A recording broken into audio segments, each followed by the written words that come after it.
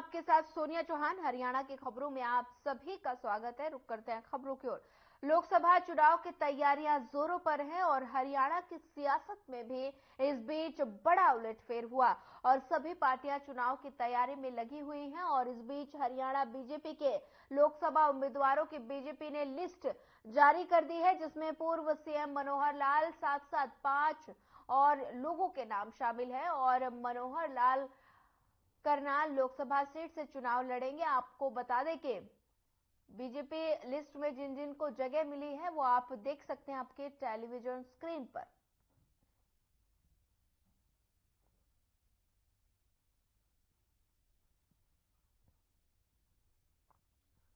बता दें कि लोकसभा चुनाव की तैयारियां जोरों पर है। हरियाणा की सियासत में इस बीच बड़ा उलटफेर हुआ और सभी पार्टियां चुनाव की तैयारी में लगी हुई हैं। और इस बीच हरियाणा बीजेपी के लोकसभा उम्मीदवारों की बीजेपी ने लिस्ट जारी कर दी है, जिसमें पूर्व सीएम मनोहर लाल के साथ 5 और लोगों के नाम शामिल हैं।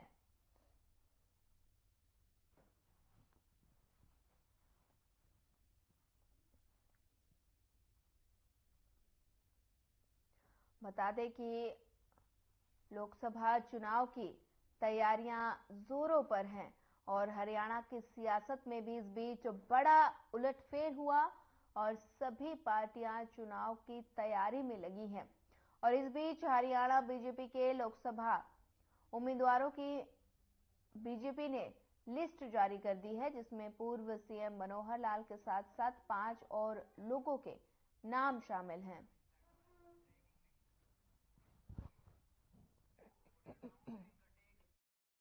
बढ़ते हैं अगली खबर की ओर। हरियाणा के मुख्यमंत्री नायब सिंह सैनी ने कहा कि सरकार की तरफ से दीनदयाल उपाध्याय अंत्योदय परिवार सुरक्षा योजना क्रियान्वित की जा रही है और इस योजना के तहत 1,80,000 रुपए से कम उम्र वाले बता दें कि परिवारों के सदस्य की आकस्मिक मृत्यु हो जाने पर 1 लाख से 5 लाख रुपए की आर्थिक सहायता प्रदान की जाती है। और इसके साथ ही मुख्यमंत्री ने कहा कि इससे पहले भी 2023 के दौरान आए बाढ़ के कारण हुए नुकसान की भरपाई के लिए अन्य फसलों का 130 करोड़ 88 लाख रुपए का मुआवजा किसानों को सरकार की तरफ से पहले ही जारी किया जा चुका है। और इस प्रकार बता दें कि किसानों को 2023 के दौरान 218 करोड़ 83 लाख रुपए का मुआवजा दिया जा चुका है। और उन्होंने आगे कहा कि सरकार सभी नागरिकों को सामाजिक सुरक्षा प्रदान करने के लिए संकल्पबद्ध है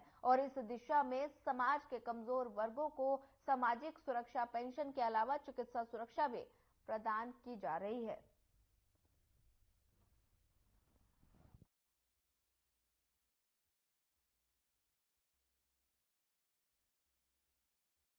देखिए, सरकार किसान हित की सरकार है और किसान के अगर फसल का कोई खराबा होता है, सरकार उसके ऊपर तुरंत तत्परता से काम करते हुए उस तक मुआवजा पहुँचाने का काम करती है और ध्यान भी रखती है कि कहीं पर किसी प्रकार की अगर किसान की फसल के ऊपर प्राकृतिक आपदा आती है, उस प्राकृतिक आपदा के कारण उसको नुकसान होता है, तो उसकी भरपाई के लिए सरकार समय समय के ऊपर एक पोर्टल के माध्यम से उनका रजिस्ट्रेशन करके उन तक मुआवजा पहुंचाने का काम करती है। और उसी कड़ी के अंदर आज 2023 जो खरीफ की फसल है उसके खराबे का, जो नरमा की फसल है, कॉटन की फसल, उसके खराबे का, चाहे वो गुलाबी सुंडी से हुआ है या अन्य कोई प्राकृतिक उसके ऊपर आपदा आई है, उसके कारण से जो उसका खराबा हुआ था, लगभग आज 87 करोड़ 95 लाख रुपए का आज मुआवजा उन तक पहुंचा है।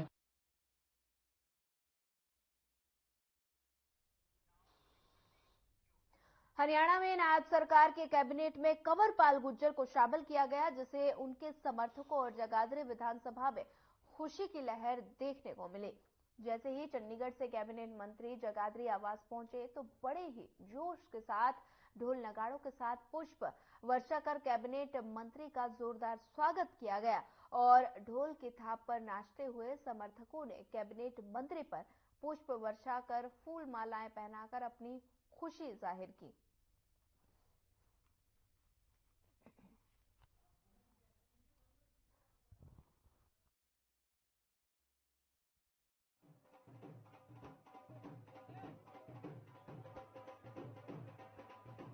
मैं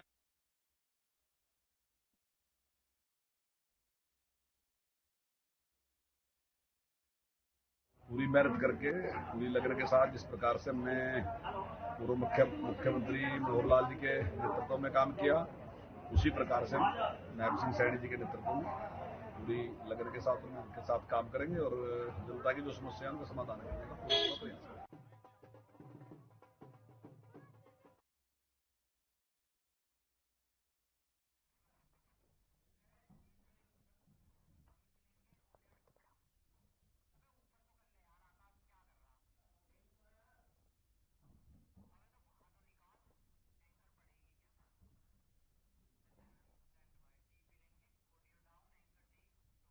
बढ़ते हैं अगली खबर की ओर। मंत्री मूलचंद शर्मा ने कहा कि आगामी लोकसभा चुनाव में बल्लभगढ़ विधानसभा से रिकॉर्ड तोड़ मतों से बीजेपी के प्रत्याशी कृष्णपाल गुर्जर को जिताकर भेजेंगे और हरियाणा के सभी 10 के 10 सीट हरियाणा बीजेपी रिकॉर्ड तोड़ मतों से जीतेगी। वहीं कैबिनेट मंत्री मूलचंद शर्मा ने कहा कि देश के पीएम और हरियाणा के पूर्व सीएम मनोहर लाल द्वारा प्रदेश की जन कल्याणकारी नीतियों को आगे बढ़ाएंगे और बीजेपी की रीति और नीति तक आम जनता तक पहुंचाकर प्रदेश के उन्नति की राह पर आगे बढ़ने का काम करेंगे और साथ ही कार्यालय पहुंचने पर कार्यकर्ताओं ने ढोल बाजे और फूल मालाओं से उनका जोरदार स्वागत किया।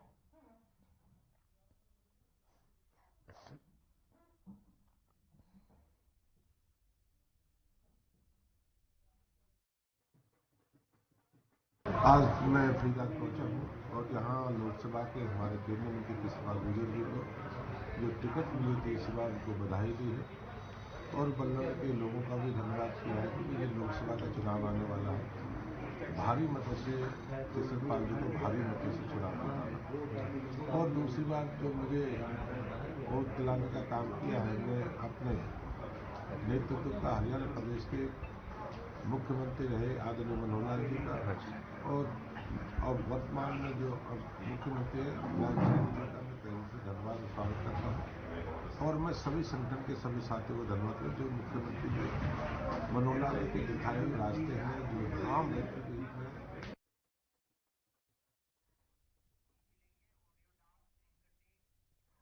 डॉक्टर अशोक तंवर को सिरसा लोकसभा क्षेत्र से बीजेपी के टिकट दिया गया है और साथ ही बता दें कि जिसके बाद अशोक तंवर राजभवन पहुंचे और राज्यपाल बंडारू दत्तात्रेय से मुलाकात की और उनका आशीर्वाद लिया।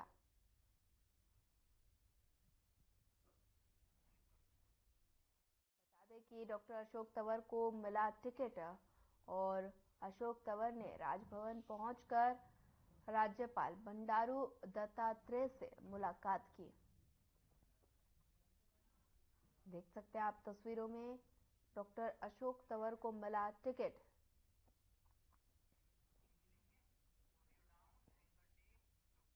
दिवंगत सांसद रतन लाल कटारिया की पत्नी बंतो कटारिया को बीजेपी ने लोकसभा प्रत्याशी बनाया है और आपको बता दें कि अंबाला लोकसभा सीट से बंतो कटारिया को रण क्षेत्र में उतारा गया और वहीं टिकट मिलने पर बंतो कटारिया ने पीएम मोदी, राष्ट्रीय अध्यक्ष जेपी नड्डा और गृह मंत्री अमित शाह का आभार जताया और साथ ही इस दौरान उन्होंने कहा कि वे अपने पति की नीतियों को आगे बढ़ाएंगे। जिसके बाद बंतो कटारिया ने हरियाणा के मुख्यमंत्री नायब सैनी और पूर्व मुख्यमंत्री मनोहर लाल से मुलाकात की और इस दौरान बंतो कटारिया भावुक हो गई।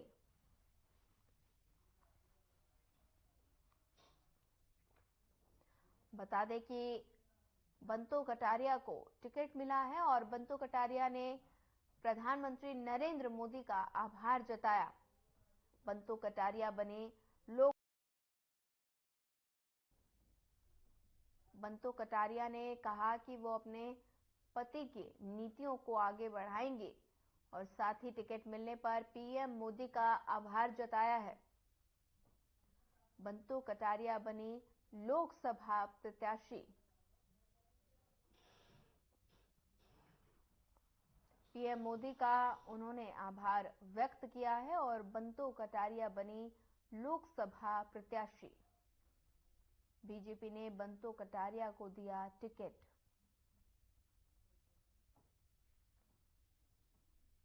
बंतो कटारिया ने टिकट मिलने पर प्रधानमंत्री नरेंद्र मोदी का आभार जताया है।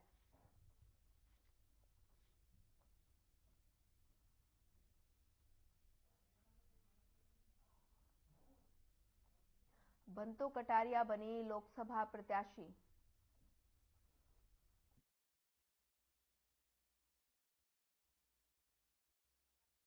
प्रधानमंत्री नरेंद्र मोदी जी, हमारे देश के होम मिनिस्टर अमित शाह जी, हमारे राष्ट्रीय अध्यक्ष जगत प्रकाश नड्डा जी, हरियाणा प्रदेश के अध्यक्ष और वर्तमान में मुख्यमंत्री नायब सिंह सैनी जी और पूर्व में मुख्यमंत्री मनोहर लाल जी, सबका आशीर्वाद आज रतनलाल कटारिया जी के परिवार को मिला है। तो रतनलाल कटारिया का परिवार भी पूरी मेहनत करेगा और इस विश्वास को आगे बढ़ाने की कोशिश करेगा। किस तरीके से आगे बढ़ाएंगे? लगातार 2 बार आपके पति रतनलाल कटारिया से सांसद थे, केंद्रीय में मंत्री भी रहे, तो इन कामों को आगे बढ़ाने में किस तरीके से आप देख रहे हैं? अंबाले की जनता उस विश्वास को आगे बढ़ाएगी। और एक चीज जो हमारे बीच में इजाफा हुई है, क्योंकि जब से हरियाणा बना है, पहली बार अंबाले का सीएम बना है, तो उसका फायदा भी अंबाले के लोगों को मिलेगा।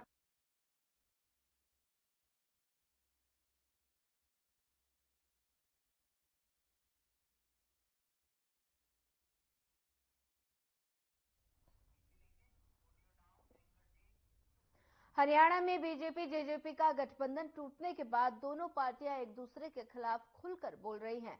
हरियाणा के पूर्व डिप्टी सीएम दुष्यंत चौटाला ने कहा कि हमने 5100 रुपए बुढ़ापा पेंशन मांगी तो बीजेपी ने गठबंधन तोड़ दिया।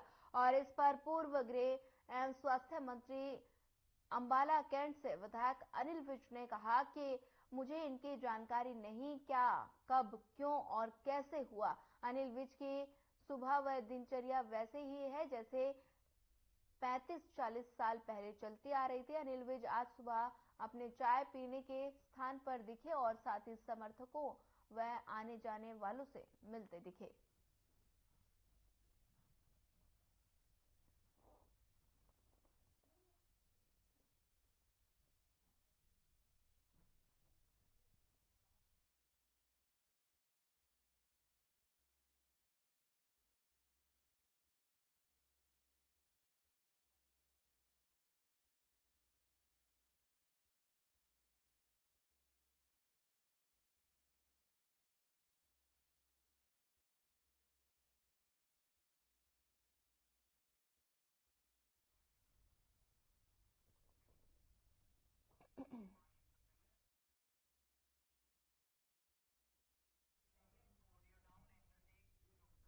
करनाल लोकसभा से हरियाणा के पूर्व मुख्यमंत्री मनोहर लाल को बीजेपी प्रत्याशी बनाए जाने पर असंख्यक पार्टी कार्यकर्ताओं और जनमानस के साथ करनाल सांसद संजय भाटिया ने जीटी रोड निकट बस स्टैंड पानीपत स्थित कार्यालय में ढोल नगाड़ों के साथ गुलाल व फूलों की होली खेलकर जश्न मनाया। और इस अवसर पर बता दें, पानीपत शहर विधायक प्रमोद विज सम्मिलित हुए और साथ ही उपस्थित कार्यकर्ताओं ने मनोहर लाल को रिकॉर्ड मतों से विजयी बनाते हुए एक बार फिर मोदी सरकार बनाने का संकल्प लिया है।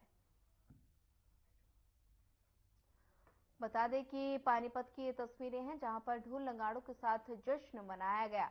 पीएम मोदी सरकार बनाने का संकल्प लिया है और साथ ही मनोहर लाल को बीजेपी प्रत्याशी बनाया। ढोल नगाड़ों के साथ जश्न मनाया गया।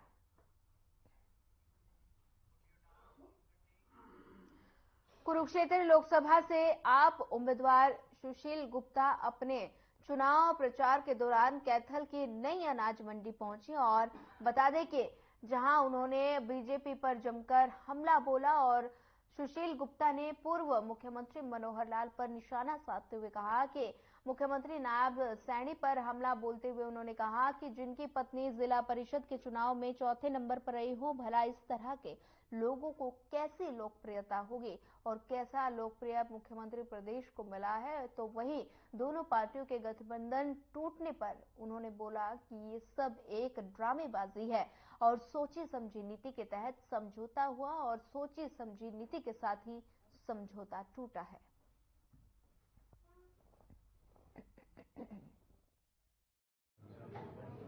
और आज भी कैथल मंडी के अंदर रणदीप सिंह सुरजेवाला जी के साथ में आया हूँ। बहुत प्रेम, बहुत आशीर्वाद सब जगह से मिल रहा है। आज व्यापारी दुखी है, किसान दुखी है, नौजवान बेरोजगार है, महिलाओं के प्रति अपराध हरियाणा के अंदर बढ़ता जा रहा है। न शिक्षण संस्थाएं सुधर पाई, न चिकित्सा संस्थाएं। बिजली और पानी का बुरा हाल है। हरियाणा हर तरफ से बदलाव चाहता है। इस चुनाव के अंदर बहुत आशीर्वाद सब जगह से मिल रहा है और मुझे पूरा विश्वास है इंडिया गठबंधन की 10 की 10 सीटें।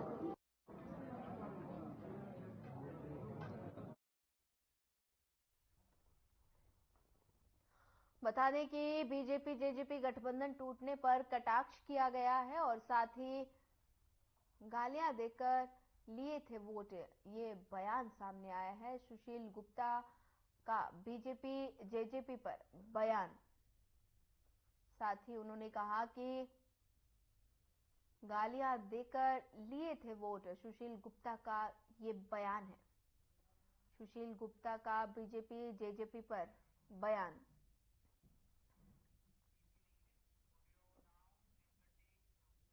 डीएसपी सोनू नरवाल ने पुलिस बल के साथ करीब 1 दर्जन ढाबे पर छापेमारी की और इस दौरान कई जगह लोग नशा करते पाए गए। डीएसपी सोनू नरवाल ने ऐसे ढाबे संचालक को चेतावनी दी कि भविष्य में कोई अवैध रूप से शराब या अन्य मादक पदार्थ लेता पाया गया तो उचित कार्रवाई की जाएगी। और छापेमारी के दौरान ढाबा और होटल संचालकों में हड़कंप मच गया।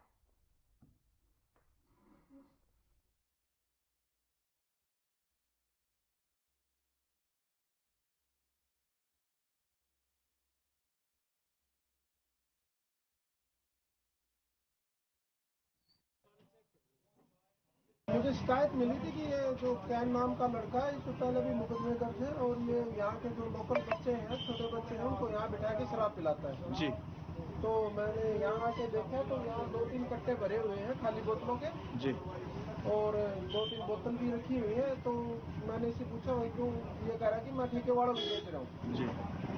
तो अगर ऐसे बेचना इलीगल है, अगर किसी ने भी खरीदनी है तो ठेके से खरीदे जी। और दूसरी बात, ये परचून की दुकान है, यहाँ शराब पिलाना इलीगल है।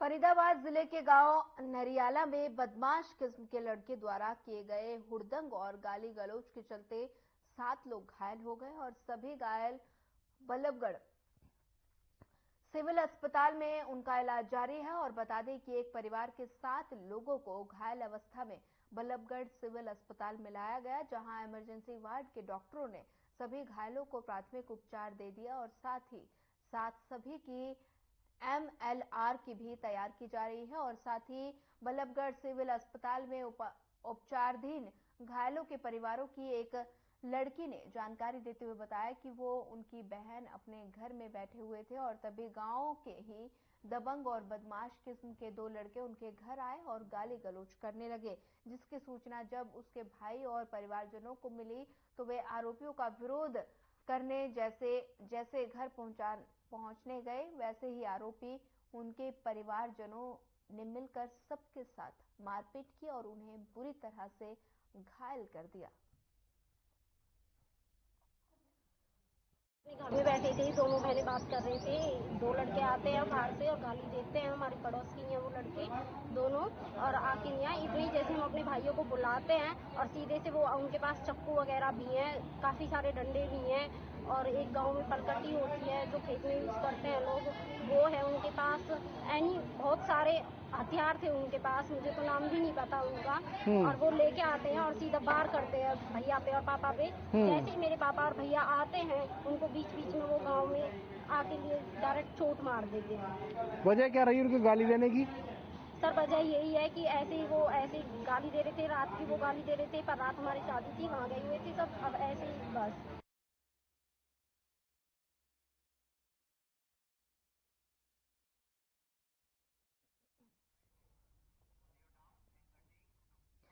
केरल राज्य में पशु चिकित्सा विज्ञान के द्वितीय वर्ष के छात्र जेएस सिद्धार्थन की एक छात्र संगठन के कार्यकर्ताओं द्वारा कथित तौर पर निर्मम हत्या कर दी गई और जिसमें देश भर का संपूर्ण चिकित्सा जगत स्तब्ध है। और इस घटना से छात्रों के सुरक्षा के प्रति एक नकारात्मक संदेश प्रसारित हुआ है और जिससे देश के समस्त शिक्षण संस्थानों में छात्र छात्राओं व चिकित्सकों में रोष है और इसी को लेकर चिकित्सकों ने हाथों पर काली पट्टी बांधकर काला दिवस मनाया।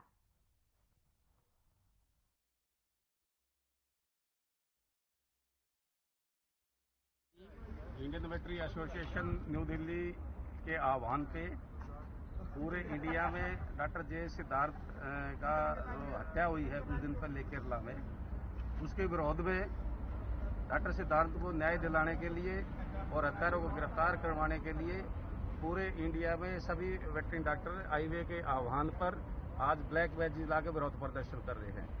और हमारी सरकार से ये डिमांड है कि जल्दी से जल्दी उन हत्यारों को गिरफ्तार किया जाए और उनको कड़ी से कड़ी सजा दी जाए ताकि हमारे साथी जो सेकेंड ईयर का स्टूडेंट था डॉक्टर जे सिद्धार्थन, उसके न्याय मिले, उसकी आत्मा को शांति मिले। 3 डॉक्टर जे सिद्धार्थन को न्याय दो, न्याय दो।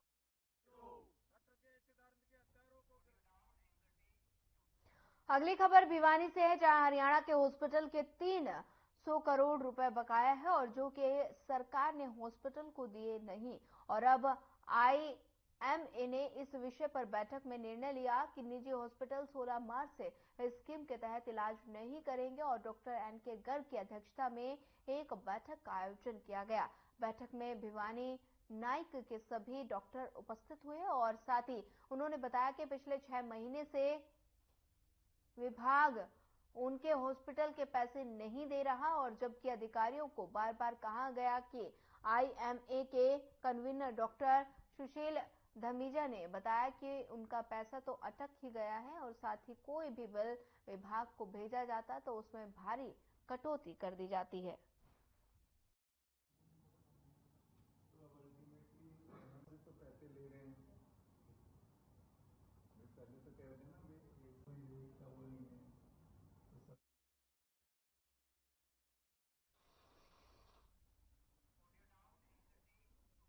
फिलहाल इस बुलेटिन में इतना ही। ज्यादा खबरों के लिए बने रहिए हमारे साथ। नमस्कार।